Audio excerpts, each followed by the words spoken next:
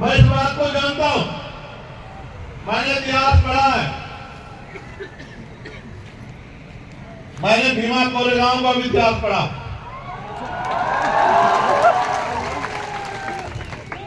लेकिन मैं रोज अपने इस परिवार को समझाता हूं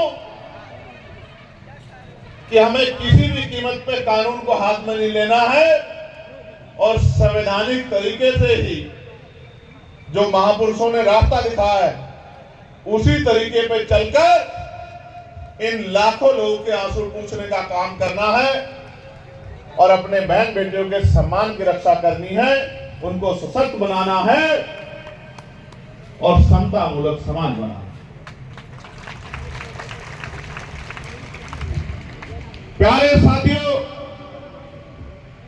मैं एक और बात बहुत जिम्मेदारी से कह रहा हूं। जिनके लिए कहा रामेश्वर पवन जी ने कि उन्होंने कहा बाबा साहब को संस्कृत नहीं आता, मैं उनको संत नहीं मानता हूं।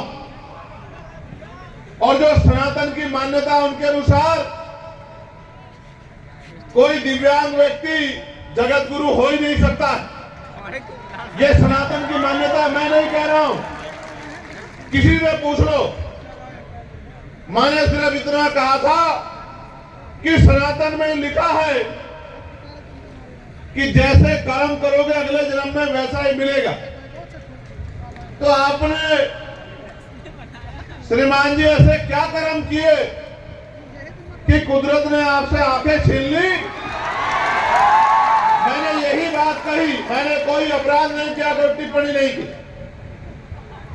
ऐसा क्यों हुआ इसका जवाब उनके कर्मों के आधार पर, सनातन के आधार पर निर्धारण होना चाहिए। लेकिन वो बार बार हमारे महापुरुषों को, उन्होंने भी डॉक्टर बाबा साहब अम्बेडकर को भी उन्होंने कहा कि मैं नहीं मानता। अच्छी बात है, आप नहीं मानते और आप क्यों मानोगे समता मूलक समाज की विचारधारा को? क्यों मानोगे आप भारतीय संविधान को? उन्होंने कहा मैं भारतीय संविधान को भी नहीं मानता। लेकिन मैं उनको बता देना चाहता हूं,